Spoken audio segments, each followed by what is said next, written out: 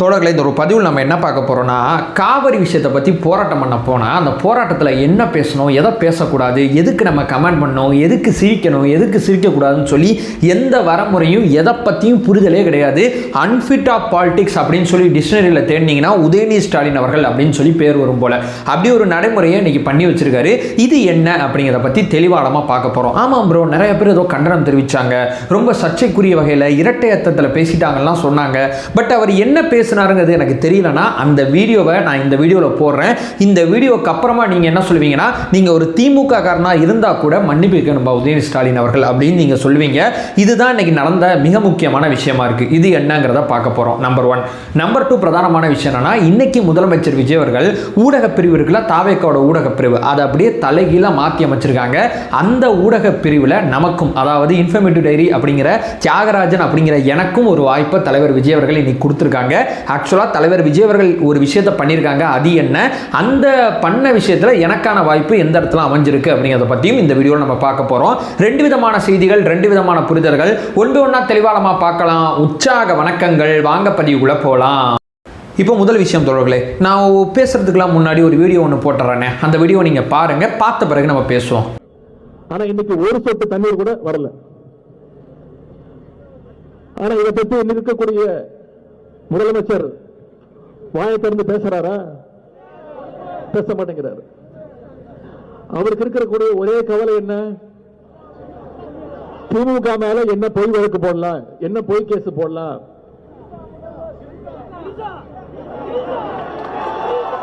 எங்க தண்ணி வருதோ இல்லையோ அங்க தண்ணி வரணும்.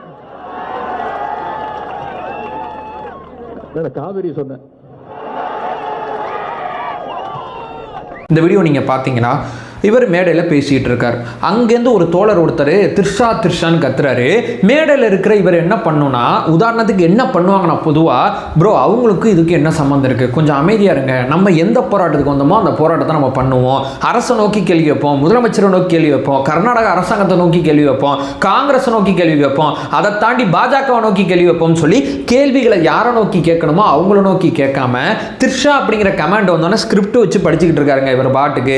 அந்த ஃப்ளோவில் அவர் வாட்டு போயிட்டு இருக்காரு. பயிர்க்கடன் தள்ளுபடி, மேகதாது அணை, அப்புறம் இந்த காவிரியில் தண்ணி வராது, அப்படியே ஒரு ஃப்ளோவில் போயிட்டே இருக்கும்போது திர்ஷாங்கிற ஒரு கமெண்ட் வந்தோன்னே திர்ஷாவா பேசுவோம்னு சொல்லி இவர் இரட்டை அர்த்தத்தில் சர்ச்சைக்குரிய வகையில் பேசுறார். இவர் என்ன பேசுறாருன்னா, தண்ணி அங்கே வந்துதானே ஆகணும் அப்படிங்கிற மாதிரி பேசுறாரு. வாட் யூ மீன் உதயநிதி அவர்களே, நீங்க என்ன சொல்ல வரீங்க, என்ன பேச வரீங்க? இப்போ கீழே இருக்கிற தொண்டர்கள் ஆக்ரோஷமா அந்த மாதிரி ஒரு கோஷம் போட்டாங்கன்னா அவங்க கூட உட்காந்து அப்படியே உட்காந்து கமெண்ட் அடிப்பீங்களா? நீங்க திமுகவோட அடுத்த முகம் சொல்றாங்க. திமுகவோட இன்னைக்கு மிக முக்கியமாக தமிழ்நாட்டோட எதிர்க்கட்சி தலைவராக இருக்கீங்க. மேடையில் மைக்க பிடிச்சி பல பேர் உங்கள் பேச்சை பார்த்துட்டு இருக்கான். எங்களை மாதிரி பல தோழர்கள், எங்களை மாதிரி வயசு பிள்ளைய நிறைய பேர் பார்த்துட்டு இருக்காங்க. எனக்கு இவரே திருஷ்டான் பேசுனா நம்ம எதுக்குங்க பேசக்கூடாதுன்னு சொல்லி உங்கள் கட்சிக்காரங்களே நாளைக்கு பேசுனா, ஐயோ எங்கள் கட்சிக்காரங்களை அரெஸ்ட் பண்ணிட்டாங்க, அடக்குமுறை அது இதுன்னு உட்காந்து பேச ஆரம்பிக்கிறீங்க. உங்கள் கட்சியில் இந்த பேசி பேசி கைதானது 2 பேர் கைதானங்களா ஆகலையா? அனிதா ராதாகிருஷ்ணன் அவர்கள் ஐயோ நெஞ்சு வலிக்குதுன்னு கத்துனார்ல, எதுக்கு அவர் கத்துனாரு, என்ன பிரச்சனை? அவரு பேச்சு வழக்கு தான். இந்த பேச்சு திமுகவுக்கு என்னைக்குமே பிரச்சனைக்குரியதா இருக்குங்கிறதா யதார்த்தமான உண்மை. இன்னைக்கு மார்க்கண்டேயன் அவர்களுக்கு ஜாமீன் கொடுத்திருக்காங்க. இன்னைக்கு நீதிமன்றத்தில் சும்மா கொடுக்கல, நிபந்தனையோட கொடுத்திருக்காங்க. இந்த மாதிரி நீங்க முதலமைச்சரை நீங்க மிரட்டுற தோணியில பேசக்கூடாது அப்படிங்கிற உத்தரவாதத்தை கொடுங்க. தூத்துக்குடி காவல் நிலையத்தில் நீங்க கையெழுத்து போடணும்னு சொல்லி பேசின பேச்சுக்காண்டி உங்களோட 2 எம்எல்ஏக்களுக்கு இந்த நிலைமை இருக்குங்கிறது உங்க கண்ணு முன்னாடி இருந்த தகவலா இருக்கு. உங்க மேல ஏதோ பொய் வழக்கு போடுறோம், அதை போடுறோம், இதை போடுறோம்லாம் பேசிட்டு இருக்கீங்களே. இந்த காவிரி விஷயம், இந்த செயல்பாடு அத்தனையுமே நாங்கள் தொடர்ச்சியா பார்த்துட்டு இருக்கோம். நேற்று விஜய் பிரபாகரன் அவர்கள் பேசின விஷயத்துல கூட இந்த காவிரி விஷயத்துல முதலமைச்சர் விஜய் அவர்கள் எடுத்த ஒவ்வொரு ஸ்டெப்பையுமே தெளிவாளமா பேசிட்டோம். மறுபடியும் நான் அதை பேசணுங்கிறது என்னுடைய எண்ண ஓட்டமா தான் இருக்கு. அதே நேரம் உங்க போராட்டத்தில் ஏதாவது உண்மைத்தன்மை இருக்கா? பயிர்க்கடன் தள்ளுபடியில் என்ன நடந்துச்சுங்கிறது விவசாயிகளுக்கு தெரியும். அதே நேரம் முதலமைச்சர் விஜய் அவர்கள் ரொம்ப தெளிவாக விளக்கியும் சொல்லிட்டாங்க இந்த மேட்டரை பத்தி. நான் உங்களை கைவிட மாட்டேன், கொஞ்சம் பொறுமையா இருக்குன்னு சொல்லிட்டாங்க. மேகதாதுல அணை கட்டக்கூடாதுங்கிறதுக்கு தனி தீர்மானம் ஒன்று சட்டமன்றத்தில் போட்டாச்சு. அதுக்கப்புறம் மிக முக்கியமா பாத்தீங்கன்னா மேட்டூர் டேம்ல தண்ணி இல்லாததுக்கு குறுவை சாகுபடியில் சிறப்பு தொகுப்பு அனௌன்ஸ் பண்ணிட்டாங்க. இப்படி ஒவ்வொரு ஏரியாலையும் ஒவ்வொரு பிரச்சனைக்கு அவர் சொல்யூஷன் நோக்கி போயிட்டு இருக்காரு. அது எல்லாருக்குமே தெரிஞ்சதுதான். எதிர்க்கட்சியா நீங்க போராடணும், அது உங்களோட ஜனநாயகம், நீங்க அப்படித்தான் அரசியல் பண்ணணும், நான் எல்லாத்தையுமே ஒத்துக்கிறேன். சம்பந்தமே இல்லாம காவிரி வாரம் 100 வருஷமா இருக்கு. இதுல திர்ஷா அவர்கள் எங்க வந்தாங்க? அவங்களே இந்த அரசியல் களத்தில் விமர்சனம் பண்ணணும். ஒரு முதலமைச்சரை நீங்க கேள்வி கேட்கணும்னா முதலமைச்சரை கேள்வி கேளுங்க, அவரோட அணுகுமுறையை கேள்வி கேளுங்க. அவர் ஒன்னு பண்ணாரு ஒன்னு பண்ணலன்னு சொல்லுங்க. பயிர்க்கடன்ல இப்படி சொல்லிட்டு அப்படி பண்ணிட்டான்னு என்ன வேணா நீங்க பேசிட்டு போங்க, பொதுமக்களுக்கு உண்மை தெரியும். நீங்க முதலமைச்சரையோ கர்நாடகாவோட கவர்மெண்டையோ ஒன்றிய அரசையோ நீதிமன்றத்தோட நீங்க வந்து திமுக வந்து மனு போடுது. அதாவது காலைல சிடிஆர்னே பிரஸ் மீட்ல சொல்றாங்க திங்கக்கிழமை வந்து நம்ம வந்து நீதிமன்றம் போக போறோம். ஏன்னா இவங்க என்ன பண்றாங்கன்னா விகிதாச்சார அடிப்படையில் நமக்கு தண்ணி தர மாட்டாங்க. அதாவது அவங்க சைடு மழை பெஞ்சா நம்ம சைடு தண்ணியை தள்ளி விடுறாங்க. இது ரொம்ப தப்பு. விகிதாச்சாரம்னா ஜூன் மாசம் தர வேண்டிய தண்ணியை ஜூன் மாசம் தரணும், தண்ணி இல்லைன்னா இருக்கிறத பிரிச்சுப்போம் அப்படிங்கறத விகிதாச்சாரம். இந்த விஷயத்தை இவங்க பண்ண மாட்டாங்க. அதாவது அவங்க சைடு வந்து மழை பெய்யும் போது உபரியா தமிழ்நாட்டை பார்க்கறாங்க. இந்த அணுகுமுறை தப்பா இருக்குன்னு சொல்லி இன்னைக்கு வந்து நீதிமன்றத்தில் வழக்கு போட்டிருக்காங்க. உடனடியாக நீங்க ஐயோ தமிழ்நாடு அரசு போதா ஈவினிங்க நம்ம போயிட்டு ஒரு வழக்க போட்டுருவோம் சொல்லி நீங்க ஒரு ஸ்டெப் எடுத்தீங்க. இதெல்லாம் பாலிடிக்ஸா நான் எல்லாத்தையுமே அக்செப்ட் பண்ணிக்கிறேன். இது என்ன பேச்சு? ஒரு ஆணை அவமதிக்கணும்னா ஒரு பெண்ணை இழுத்து பேசுறது எந்த மாதிரி அணுகுமுறை? இது எப்படி ஒரு மாண்புமிகு எதிர்க்கட்சி தலைவராக நீங்கள் இதை தொடர்ச்சியாக பண்ணிட்டு இருக்கீங்க? எடப்பாடி பழனிசாமி விஷயத்தில் சசிகலா அம்மையாரை வந்து ரொம்ப தப்பாக பேசியிருந்தீங்க. இது ஒவ்வொரு மேடையிலுமே உங்களை இளைய கலைஞர்னு சொல்லி உங்கள் கட்சியில் இனிமேல் அழைக்கணும்னு சொல்லியிருக்காங்களா? அவன் ரொம்ப பொருத்தமாக இருக்குன்னு வச்சுங்களேன். அந்த கலைஞர் அவர்களாவது கொஞ்சம் சுயமாக சிந்திச்சு சில விஷயங்களை பண்ணுவார். ஒரு ஸ்கிரிப்டை தாண்டி வெளியே ஒரு கமாண்ட் வருது, அந்த கமாண்டு கூட உங்களுக்கு ரெஸ்பான்ஸ் பண்ண தெரியல. நீங்க எதிர்க்கட்சி தலைவராக இருக்கீங்க. இதை தான் தொடர்ச்சியாக சொல்லிக்கிட்டு இருக்காங்க unfit of politics Udhayanidhi Stalin அவர்கள் சொல்லி. நான் ஒரு விஷயம் சொல்றேன். இப்போ இந்த காவிரி விவகாரம் உங்க போராட்டம், நீங்க விவசாயிகளுக்கு பக்கபலமா பச்சை துண்டை போட்டு நின்னீங்க, நான் எல்லாத்தையுமே அக்செப்ட் பண்ணிக்கிறேன். ஆனால் அந்த பேச்சு ரொம்ப தப்பானது. இந்த பேச்சுக்கு நீங்க மன்னிப்பு கேட்டு தான் ஆகணுங்கிறதா யதார்த்தமான உண்மை. எல்லாரும் எதிர்க்க ஆரம்பிச்சிட்டாங்க. உங்க கட்சிக்காரங்களே நிறைய பேர் எங்க இப்படி தேவையில்லாம ஒரு பேசிட்டுருக்காரெல்லாம் பேசிட்டு இருக்காங்க. பாஜக சில பேர் எதிர்க்க ஆரம்பிச்சிருக்காங்க. காங்கிரஸ்ல சில குரல்கள் வர ஆரம்பிச்சிருக்கு. கட்சி கடந்து ஒரு அரசியலுக்கு அப்பாற்பட்டு ஒருத்தங்க இருக்காங்க, த்ரிஷான்னு சொல்லி ஒருத்தங்க இருக்காங்க. அவங்களுக்கு அரசியலுக்கு சம்பந்தமே இல்லை. முதலமைச்சர் விஜய் அவர்கள் அரசியல் இருக்காரு. முதலமைச்சரோட குடும்பத்தில் இருக்கக்கூடிய யாருமே அரசியல் கிடையாது. இப்போ கீர்த்திகா உதயநிதி அவர்கள் இருக்காங்கல்ல, அவங்கள நான் இப்போ வந்து அரசியலில் இழுத்து பேசினா எவ்வளவு தப்பா இருக்கும்? அவங்களுக்கும் அரசியலுக்கு சம்பந்தம் இல்லை. உதயநிதி ஸ்டாலின் அவர்கள் இருக்காங்கல்ல, அவரை தான் நான் பேசணும். ஏன்னா அவர் தான் அரசியல் களத்தில் இருக்காரு. சம்பந்தம் இல்லாம ஒரு பெண்மணிகளை, ஒரு ஆணை அசிங்கப்படுத்தணும்னா பெண்ணை ஏன் பயன்படுத்துறீங்க? இது இந்த தலைமுறைக்கு ஏன் கொண்டு வந்து சேர்க்கிறீங்க? போன தலைமுறையோட நிப்பாட்ட வேண்டியதானே? இந்த அணுகுமுறை ரொம்ப தப்பு. உதயநிதி ஸ்டாலின் அவர்களே, தயவு செய்து நீங்க மன்னிப்பு கேட்கணுங்கிறதா யதார்த்தமான உண்மை. இப்படியே நீங்க போய்கிட்டே இருந்தீங்கன்னு வச்சுங்களேன், நிரந்தர முதலமைச்சர் விஜய் அவர்கள் தான் இருப்பாங்கிறது நான் சொல்ல வர்ற முதல் பாயிண்டா இருக்கு. இப்போ ரெண்டாவது பிரதானமான விஷயம் என்ன ப்ரோ? அண்ணன் எனக்கு ட்வீட் போட்டிருந்தாங்க, நான் பார்த்தேன். அதில் ஓம் பேர் இருந்துச்சுங்கிறது நிறைய பேர் வந்து வாழ்த்துக்கள் தெரிவிச்சிட்டு இருக்கீங்க. ஆமாம், உண்மைதாங்க.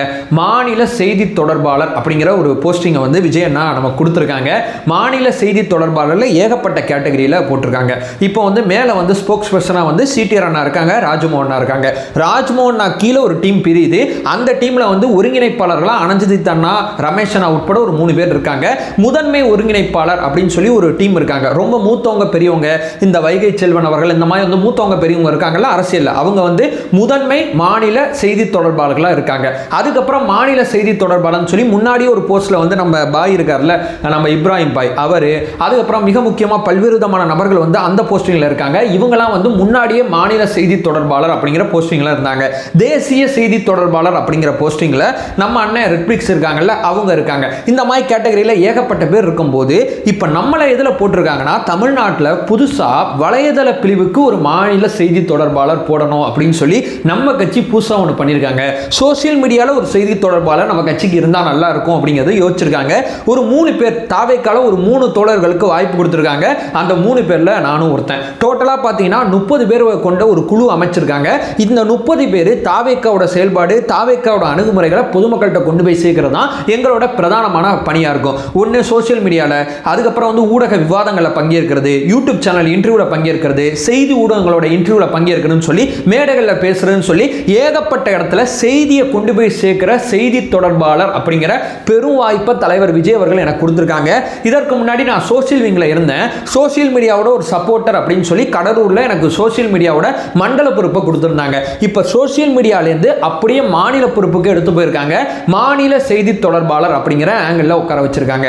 ஸோ இந்த வேலையை நம்ம பண்ணி இந்த வேலையெல்லாம் பார்த்துக்கிட்டு இருக்கோம்ல, இந்த இடத்துக்கு நம்ம தலைவர் விஜய் அவர்கள் தொடர்ச்சியாக கவனிக்கிறாங்கிறது எனக்கு நல்லாவே தெரியும். 800 காணொளிகள் உருவாக்கப்பட்டிருக்கு. தாவேகா தொடங்கப்பட்டதுலேருந்து இப்போ வரைக்கும். இப்போ நான் பேசுகிற வீடியோ அந்த 800க்கு மேலே சேரும். இந்த மாதிரி 800 காணொளிகளில் தொடர்ச்சியாக தாவேகா சார்ந்த செய்திகளை தொடர்ச்சியாக நம்ம கொண்டு வந்து சேர்க்கும் போது எல்லாத்தையும் பார்க்குறாருங்க. உழைச்சா தாவேக்கால ஒரு இடம் வரும்னு நான் தொடர்ச்சியாக ஏன் சொல்லிட்டு இருக்கேன் தெரியுமா? உழைச்ச எனக்கு வந்திருக்கு, நான் உழைச்சதை நீங்கள் அங்கீகரிச்சிருக்கீங்க. பார்த்து நண்பா நீ நல்லா பேசுகிற, நண்பா நீ வந்து ஏன் இன்னைக்கு குரல் வந்து ரொம்ப சோர்வாக இருக்குது, இன்னைக்கு ஏன் ரொம்ப டயர்டாக இருக்குது அப்படின்னு சொல்லி தலைவருக்காண்டி நான் பேசும்போது எனக்கான உத்வேகத்தை நீங்கள் கமெண்ட் செக்ஷனில் நீங்கள் அத்தனை பேரும் கொடுக்கறத பார்க்கும்போது அவ்வளோ மகிழ்ச்சியாக இருக்குது. உங்களுடைய உத்வேகம், தலைவரோட கண்காணிப்பு, இது எல்லாம் சேர்ந்ததுனால தான் இன்னைக்கு ஒரு மாநில பொறுப்புக்கு என்னைய தலைவர் வந்து உட்கார வச்சிருக்கார். ரொம்ப ரொம்ப மகிழ்ச்சி தலைவரே, ரொம்ப நன்றி தலைவரே. அதை தாண்டி இந்த இடத்துக்கு நான் வந்ததுக்கு நிறையா பேர் எனக்கு சப்போர்ட் பண்ணியிருக்காங்க. நான் வந்து ஒரு சில பேரை சொல்லி ஒரு சில பேரை விட்டேன்னா ரொம்ப தர்ம சங்கடமாயிரும். ராஜ்மோகன் அண்ணா, சிடிஆர் அண்ணா, ரமேஷ் அண்ணா, அனஞ்சஜித் அண்ணா, அந்த பக்கம் பார்த்தீங்கன்னா ராம்குமார் அண்ணா, குரு அண்ணா உட்பட அத்துணை பேருக்கும், அத்துணை அண்ணன்மார்களுக்கும் நான் பெரிய நன்றி தெரிவிச்சுக்கிறேன். இப்போ அந்த 30 பேர் கொண்ட ஒரு டீம் போட்டிருக்காங்கல்ல, இந்த டீம்லேயே ரொம்ப வயசில் சின்னவன், கடைசியாக சின்ன பையன் யார் அப்படிங்கிறத தேடி பார்த்தீங்கன்னா அது நானாக தான் இருக்கும். என் வயசுக்கு ஒரு கட்சியில் மாநில பொறுப்புக்கு வர்றதுங்கிறது மற்ற கட்சியில் நடக்குமாங்கிறது எனக்கு சத்தியமாக தெரியாதுங்க.